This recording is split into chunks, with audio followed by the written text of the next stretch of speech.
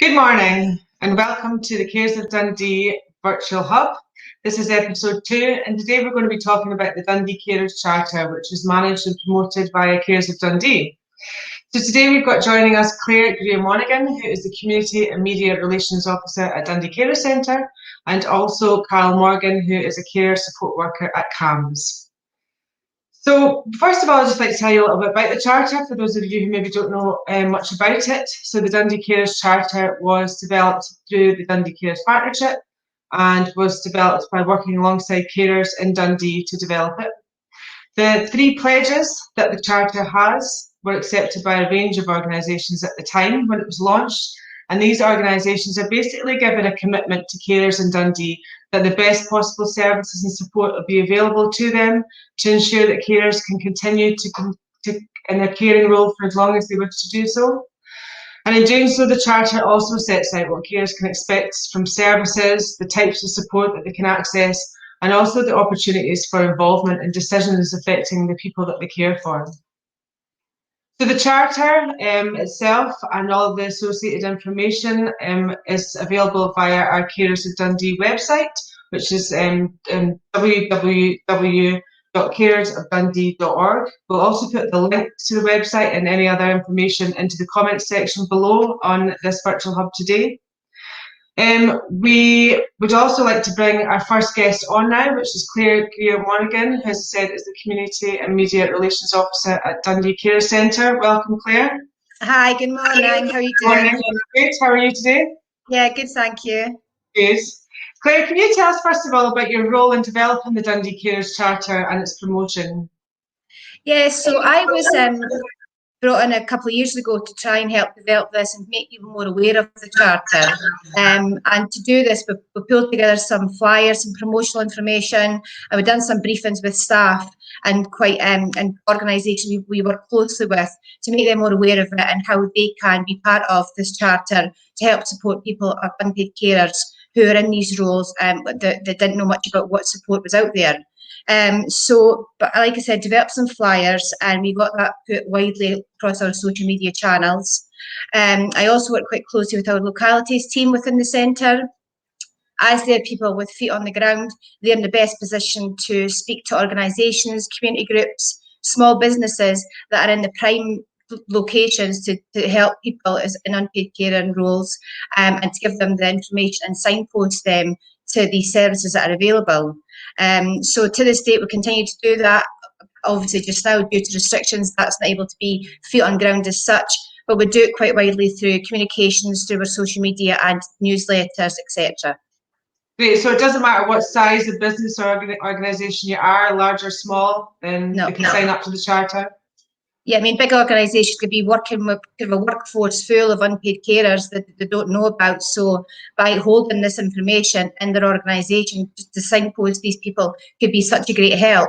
Mm-hmm. Small businesses like your local hairdressers, butchers, wee things like that, who are speaking to the same person every week or every weekend, who could be picking up on wee things that people might be in these roles by just saying, oh, if you checked out Dundee Carers Centre, if you checked out these other support services that are available, it just could be that bit of a lifeline that people need. Organisations might not know they're doing it, but having that information is available to them is something that could be good for that person. Great. And you touched on there then about what you feel are the benefits of signing up to the Charter, but what can you offer organisations or businesses that do sign up in terms of that support? So what we offer is we offer them the recognition that they're part of the Charter.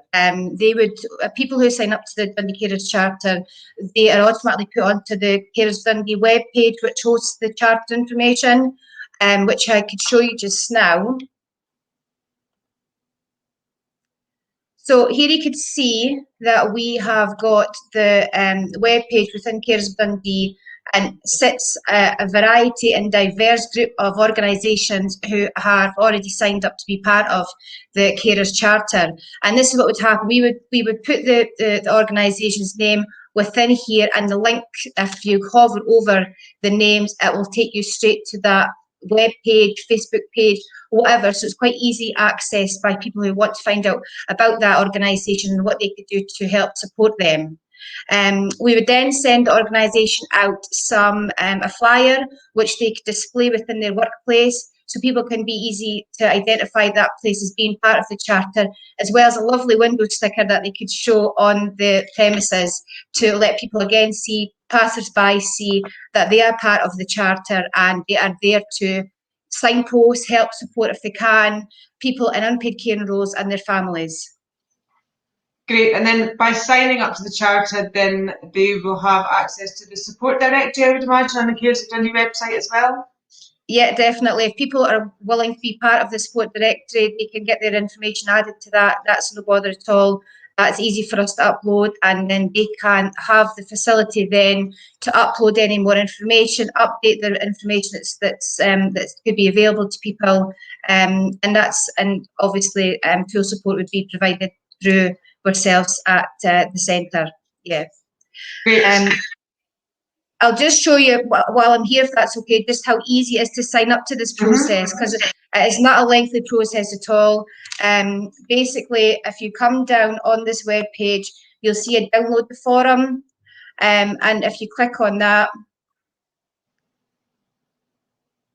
it might not let me do it while we're on live, but that's, if you click on that part, it takes you to part of the forum. It's one page. You complete some details. It does ask you if you want to make a bit of a pledge. Now, when people see that, it can maybe be off-putting, but it could be simply as hosting or housing some of our leaflets for the centre, or it could be signposting people to the website, or being part of our some training opportunities that might be available to workforce. It could be as simple as that. It doesn't need to be anything lengthy. We're not asking for huge pledges. It could just be something small. So please don't be put off by that part of it. Once you download the forum, pass it over to the email that's stated, and we'll be in touch. It's as easy as that. Great. And I guess if organisations or businesses have got any more questions, they can contact yourself directly, Claire? Yes, of course. We'll pop my email address in the comment section below. But yeah, please get in touch with me by email or call the office, and I'll get back to you. And yeah, any small questions at all, please don't hesitate to get in touch with me. Okay, great. Well, that looks really easy for people to sign up. And obviously then by doing that, there's a wealth of resources they can access and services and support across the Carers of Dundee network, which will be a benefit to them. And helping to support and identify carers that they come across in their own communities that they're working with. Great. Yeah, definitely. Okay, well, thanks very much for that, Claire. Thank you. Thank you. Right, now we're going to bring on Carol Morgan, who is one of the care support workers at CAHMS. Good morning, Carol. Morning, thanks very much for having me. Not at all, thank you for joining us. Carol, first of all, can you tell us a bit more about your role in CAHMS then and how you heard about Carers of Dundee and the Charter?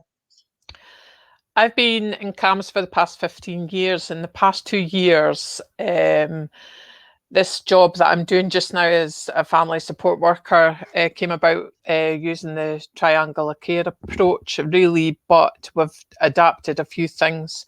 It came about as we needed to listen to carers, and I think there was a bit of my own story behind that as well, because one of mine hadn't been well and ended up being admitted to a hospital, and we weren't getting heard within the hospital. So I think for me, I was feeding back to my own work that we're needing to listen to family and carers and get their points of view. So this job came about anyway, and it was only supposed to be for a year.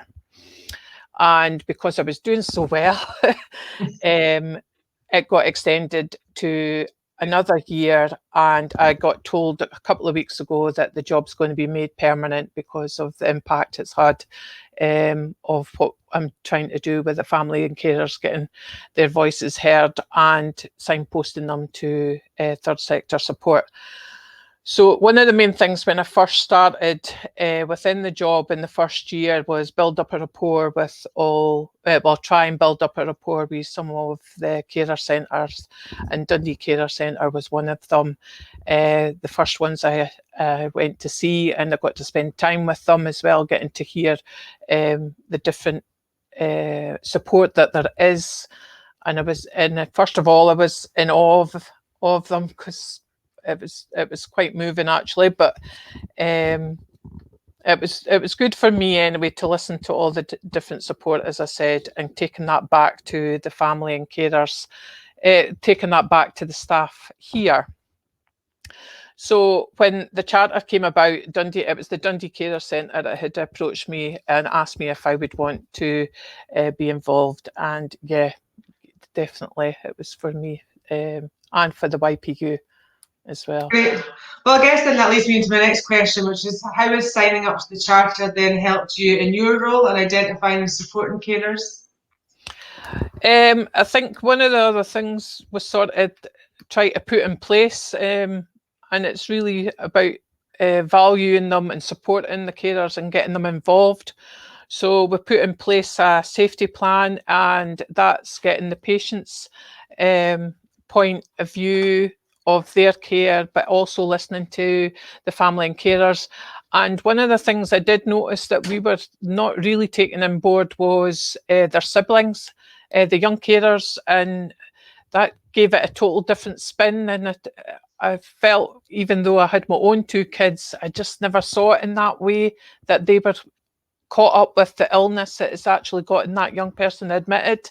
Mm-hmm. So that was a big miss and I kicked myself for that. So I did struggle with that one, but using the safety plan is getting everybody involved and feeding this back and getting the nurses as well to recognise, look, something else is going on at home. It's not just about this young person. We need to be thinking about the well-being of the carers at home and for their siblings as well. So yeah, that was a good thing. And for signposting for the carers, the third sectors like yourselves. But I think because of the whole of because we take the whole of North of Scotland, so I've got Grampian, Highland, Orkney, Shetland and the Western Isles. I've got to try and find support. So it's trying to keep that community alive as well for when they go home, and getting them to recognise that there is support there if that's what they're wanting to do. So yeah, it's been good, really good, huge learning curve for me. But it's also been a huge learning curve for the staff as well to keep on that hold that there's a lot more going on just other than the young person that's in here. Yeah, and the rest of the family, absolutely. Yeah. Well, obviously the charter sits within the Carers of Dundee network. Can you tell us a bit more about what you feel the benefits of being part of the wider Carers of Dundee network? And would you recommend joining the network and signing up for the charter to anyone else? Without a doubt. For me, it's been easy access for the resources to feed back to the carers. Especially if we've got someone in from Dundee and they're struggling, it's good to just look up to see what there is.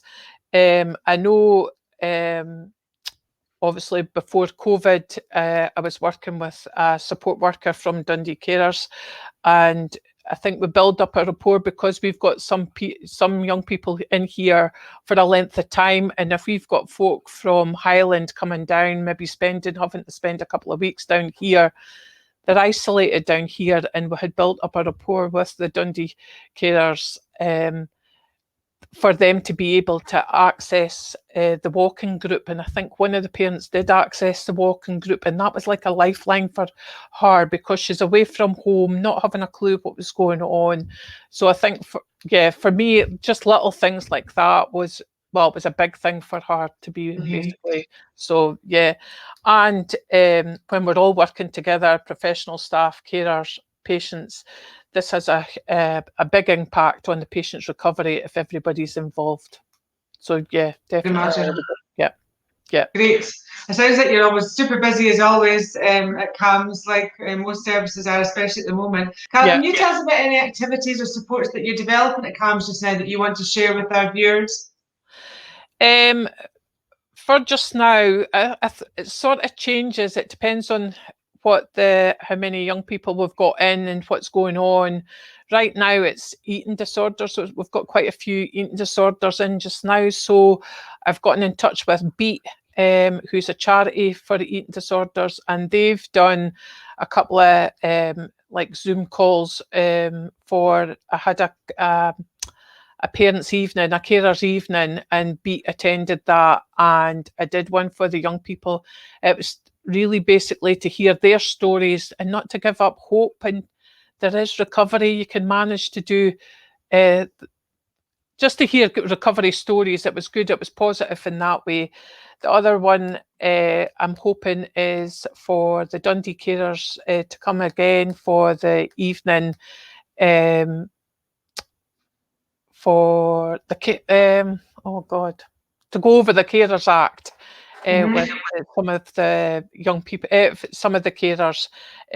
So that's hoping to get done. And finally, the one that I'm most passionate about feeding back with the families as well is the deciders groups, because it's within the safety plan, it's identifying tools when a young person is distressed or high in emotions, is how to get them to use different tools and skills to bring them down and to be able to calm. So for me, that's a big thing for me, as well as signposting to third sectors and getting them involved as well. Yeah. Okay, great. Lots going on there. Yeah. Anything that you've got that you want to promote via Carers of Dundee, then obviously you can send on to us, and we'd be more than happy to do that via our social media channels or on our website, etc. So, yeah, all sounds like exciting stuff. Well, thank you for joining us today, Carol. I really appreciate that. Okay, thanks very much for having me. That's all. Thank you. Thank you.